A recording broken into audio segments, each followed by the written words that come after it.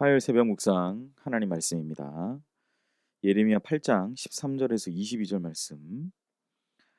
구약 성경 1064면에 있습니다. 예레미야 8장 13절에서 22절 말씀. 제가 봉독하겠습니다. 여호와의 말씀이니라. 내가 그들을 진멸하리니 포도나무에 포도가 없을 것이며 무화과 나무에 무화과가 없을 것이며 그 잎사귀가 마를 것이라. 내가 그들에게 준 것이 없어지리라 하셨나니 우리가 어찌 가만히 앉았으랴. 모일지어다 우리가 견고한 성읍들로 들어가서 거기에서 멸망하자. 우리가 여호와께 범죄하였으므로 우리 하나님 여호와께서 우리를 멸하시며 우리에게 독한 물을 마시게 하심이니라. 우리가 평강을 바라나 좋은 것이 없으며 고침을 입을 때를 바라나 놀라운 뿐이로다.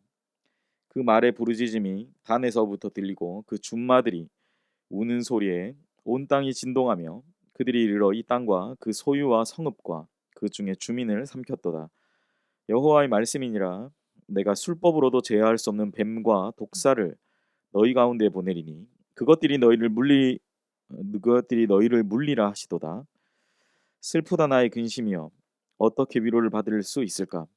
내 마음이 병들었도다. 딸 내 백성의 심히 먼 땅에서 부르짖는 소리로다. 여호와께서 시온에 계시지 아니한가? 그의 왕이 그 가운데 계시지 아니한가? 그들이 어찌하여 그 조각한 신상과 이방의 헛된 것들로 나를 경노하게 하였는고 하시니, 추수할 때가 지나고 여름이 다하였으나 우리는 구원을 얻지 못한다 하는도다. 딸 내 백성이 상하였으므로 나도 상하여 슬퍼하며 놀라움에 잡혔도다. 길르앗에는 유향이 있지 아니한가? 그곳에는 의사가 있지 아니한가? 딸 내 백성이 치료를 받지 못함은 어찌 됨인고. 아멘. 오늘 주신 본문의 말씀으로 어떻게 위로를 받을까라는 제목의 하나님 말씀 나누겠습니다. 하나님을 떠나버린 자들은 꺾여져 버린 장미꽃과 같습니다. 지금 당장은 꽃다발 속에서 화려함과 그 아름다움을 자랑하지만 며칠이 지나지 않아서 시들어버리고 쓰레기통에 버려지는 신세가 되기 때문입니다. 인간은 창조주이신 하나님과 함께 동행하며 살아갈 때 주님으로부터 말미암는 존귀한 그 은혜들이 가득하지만 하나님과 떨어져 살아가면 살아갈수록 더욱더 비참해지는 결과를 낳게 되는 것입니다. 그러므로 하나님을 떠난 인간은 주님께로 다시 돌아가야 그 살 길을 얻게 된다라는 사실을 우리는 분명히 기억해야 합니다. 오늘 본문에서 하나님은 이전에, 내, 이전에 내가 너희에게 베풀었던 그 은혜, 그것을 포도나무와 무화과 나무 열매로 표현하죠. 이전에 주셨던 포도나무와 무화과 나무의 열매를 주셨지만 진멸의 날에는 그 잎사귀까지도 마르게 하여서 아무것도 주지 않으실 뿐만 아니라 줬던 것까지도 다 빼앗아 가실 것이라고 말씀하십니다. 세상에서 가장 나쁜 사람이 줬던 거 다시 뺏어가는 사람이잖아요. 그런데 하나님의 심판이 그들에게 그렇게 임할 것이다라고 예레미야는 탄식하며 본문의 말씀을 전합니다. 정작 상황이 이렇게 돌아가니까 유다의 백성들은 하나님의 심판 앞에서 자신의 죄를 깨닫기는 합니다. 그러나 죄를 깨닫기만 할 뿐 참된 회개 가운데로 나아가지는 못했습니다. 하나님께서 믿는 백성들에게 요구하시는 것은 죄를 깨달은 후에 진실되고 참된 회개를 통해서 하나님의 용서를 받는 것이며 그로 말미암아 다시금 하나님의 백성으로 돌아가는 그러한 것입니다. 오늘 본문의 기록처럼 유다의 백성들은 평강을 원하고 자신들이 받았던 상처 입은 그 곳들의 고침을 받기 원했지만 그들에게 닥쳐온 것은 재난과 공포였습니다. 하나님은 평강을 바라는 유다 백성들에게 좋은 것이 없을 것이고 너희들은 고침받기를 원하지만 전혀 고침받을 수 없는 상황 때문에 너희가 이제 더 놀라게 될 것이다 라고 말씀하시죠. 심지어 오늘 본문 말씀에 북방에서 단에서부터 오는 준마의 부르짖음의 소리, 침략자들이 타고 오는 말들이 이스라엘 북쪽 성읍인 단에 이미 도착했고 그들은 온 땅을 침략하며 시간이 흐르면서 남쪽으로 내려와서 결국은 유다의 수도인 예루살렘까지 다가오고 예루살렘까지 침공하게 될 것이다라는 말씀을 오늘 예레미야를 통해서 주고 계신 거예요. 게다가 하나님은 어떤 술사들의 술법으로도 제어할 수 없는 뱀과 독사들을 보내어서 그것들이 예루살렘 성 안으로 들어가서 모든 공격을 막아보려고 하는 인간적인 수고가 헛될 것이며 너희들은 그 뱀과 독사에 물리게 될 것이다. 결국 너희들은 망하게 될 것이다 라는 것을 예언하고 있으신 거예요. 그러니까 오늘 우리가 읽었던 13절부터 17절까지 내용이 바로 이러한 내용입니다. 결국 너희는 그렇게 어떠한 인간적인 방법, 술사들의 그런 술법을 제어하려는 방식으로 그 뱀과 독사를 이렇게 조련했나 봐요. 그런데 그런 방법으로도 그 인간적인 수고는 모두 다 헛된 수고로 돌아가게 될 것이다. 너희를 물게 될 것이다 라고 말씀하고 계신 겁니다. 오늘 우리가 읽었던 18절부터 22절은 이러한 하나님의 예언을 선포하는 예레미야가 이러한 상황 가운데에서 예레미야는 유다의 백성들이 먼 땅에서 여호와께서 시온에 계시지 아니한가라고 탄식하는 소리를 듣고 이제 선지자의 어떤 근심에 빠지게 되는 거죠. 왜냐하면 이 말은 유다의 백성들 자신들이 저지른 죄에 대해서는 전혀 생각하지 않는 것이고 오히려 하나님이 왜 이런 상황 가운데서도 우리를 도와주지 않는가라는 어떤 푸념 섞인 말, 불평하는 말. 그러니까 이 내용이 여호와께서 시온에 계시지 아니한가라고 반문하는 말이 결코 좋은 말이 아니라는 겁니다. 하나님 왜 우리 안 도와줍니까? 우리 이렇게 힘든데라는 탄식의 말이라는 거죠. 어쩌면 이런 현상은 오늘날도 마찬가지인 것 같아요. 많은 사람들은 자신의 삶에 대해서 삶 속에서 마땅히 제거해야 할 수많은 죄악들이 있음에도 불구하고 그것들은 어딘가에 숨겨둔 채 도대체 왜 하나님 나에게 복을 주시지 않는가? 도대체 하나님은 왜 나에게 이렇게 행하시는가라는 불평을 하죠. 그게 너무 쉬운 것 같죠. 그게 우리의 삶에 더 쉬운 것 같습니다. 사랑하는 성도 여러분, 우리는 하나님께 불평하기를 그치고 우리 각자 자신의 모습, 죄악된 모습부터 살펴보며 하나님 앞에 겸손하게 나아가는 그런 은혜와 또 복이 있으시기를 주님의 이름으로 간절히 소원합니다. 그래서 18절부터 시작된 예레미야의 이 탄식, 이 근심과 탄식 어린 고백은 유다의 백성들이 처한 극심한 고통의 상황으로 인해서 예레미야 자신이 동일한 고통을 느끼며 슬퍼하고 있는 그러한 내용이다라고 할 수 있는 거예요.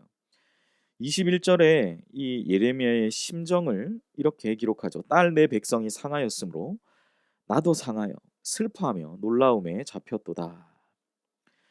예레미야 곳곳에 이런 기록들이 있습니다. 그래서 우리가 예레미야를 가리켜 눈물의 선지자라고 얘기하죠.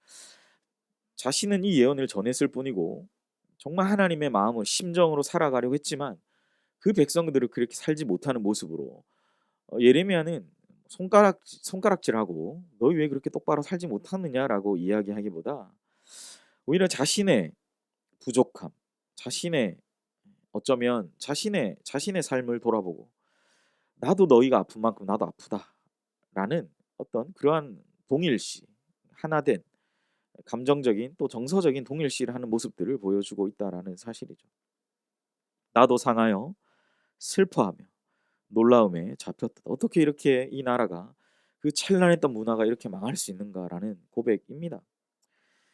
사랑하는 성도 여러분, 우리 모두는 예레미야의 심정으로 살아가야 합니다. 어떻게 위로를 받을 것인가? 어떻게 위로할 것인가? 선한 영향력으로 우리 교회가 또한 나의 가정이 다시 한번 하나님의 놀랍고도 또 풍성하신 은혜 속에서 살아가기를 원한다면 우린 다시 한번 주님께로 겸손하게 나아가는 그러한 은혜가 있어야 할 것입니다. 개인과 공동체의 죄악에 민감하게 반응해야 하며 죄악으로 고통받는 자들에게 하나님의 말씀을 올바르고 또 올바르게 전하며 그들을 선한 주님의 길로 인도해야 하는 예레미야의 탄식과 예레미야의 사명이 우리 모두에게 있다라는 것이죠. 말씀을 정리하겠습니다. 나라와 민족이 받는 고통의 문제, 교회와 각 가정이 씨름하는 아픔의 문제가 있다면 우리는 오늘 그 문제를 붙들고 주님 앞에 나아가야 합니다. 그리고 그 주님 앞에서 우리 위로를 받아야 합니다. 그리고 우리는 그 위로의 마음을 가지고 또 다른 누군가에게 예레미야와 같이 선한 영향력으로 위로하며 나아가는 은혜가 있어야 합니다. 무너져가는 상황 속에서 코로나로 많은 것이 무너졌다라고 우리는 알고 있잖아요. 뭐 너무 많이 들어서 이제 이거는 좀 야, 이거 너무 많이 들었다라는 생각이 들 정도입니다. 무너져가는 그런 상황 속에서도 우리는 주님으로부터 주어지는 구원과 그 회복의 마음을 두고 하나님의 도우심을 구하며 예레미야가 늘 강조하는 참된 회개와 돌이킴으로 겸비한 백성으로서의 삶을 살아가야 될 줄 믿습니다. 오늘 하루 바로 이 예레미야의 탄식과 기도, 또 다른 내 동포, 내 동족을 향한, 사랑하는 내 이웃을 향한 이 마음으로 동일시, 감정 동일, 정서적 동일시라는 그 마음으로 그 백성을 향한 안타까운 마음으로 살아가는 귀한 은혜의 하루가 되시기를 주님의 이름으로 간절히 축복합니다. 기도하겠습니다. 하나님, 오늘 예레미야는 결코 변하지 않는, 결국은 너희가 단으로부터 준마의 울부짖는 소리와 같이, 그리고 술사의 어떤 방법으로도 제어할 수 없는 그 뱀과 독사들에 물린 것과 같이 너희들은 결국 망하게 될 것이다 라는 하나님의 말씀을 전하고 있습니다. 그러면서 예레미야는 또 그 백성, 그 민족이 당할 아픔을 향해 도대체 내가 어찌 할 수 없는, 이렇게도 할 수 없고 저렇게도 할 수 없는 그 상황 가운데 그들의 상한 마음과 그 아픔에 대해 깊이 공감하고 그들이 하나님 앞에 다시금 돌아오기를 간절히 촉구하고 있는 모습을 봅니다. 다시 돌아갈 때 오늘 말씀의 제목처럼 주님의 위로를 받게 될 것이고, 또 그 위로받은 내가 또 다른 누군가를 예레미야처럼 위로하는 그러한 은혜가 가득한 하루가 되게 하여 주시옵소서.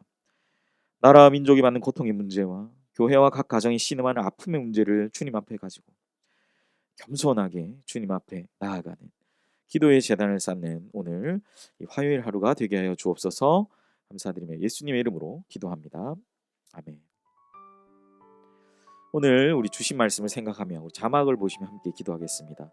예레미야의 탄식을 생각하면서 나라와 민족, 교회와 가정의 아픔을 붙들고 참된 회복과 치유가 모두에게 임하기를, 그리하여 기쁨과 평강이 넘치는 하루가 되게 해달라고 우리 기도하시고, 두 번째, 우리 담임 목사님 위해서 기도합니다. 우리 박재현 담임 목사님께 하나님의 능력과 은혜가 충만하여서 우리 연희교회 잘 이끌어 가실 수 있도록 목사님 위해서 기도해 주시고, 코로나19의 조속적 종식, 또한 교회와 모든 성도들 안전을 위해서 기도하시고, 우리 M국에서 사역하신 최종골 지영주 선교사님, 미얀마 사태로 불안정한 정치적 상황 속에서 로힝야들이 하나님의 긍휼하심을 입어서 생존하게 하시고 주의 품으로 돌아오게 하시며, 올해 우리 선교사님 가정 7월에 안식년 준비 중에 계십니다. 기간 중에 건강검진 여러 가지 또 실제적인 일들 잘 받게 하시고, 또 그 잘 쉼을 통해서 새로운 비전과 도전, 또한 영적으로 육적으로 재충전하는 시간이 되게 하시며, 딸 연희 고등학교 과정 잘 마치고 주님 인도하시는 대학 잘 지나가게 하시며,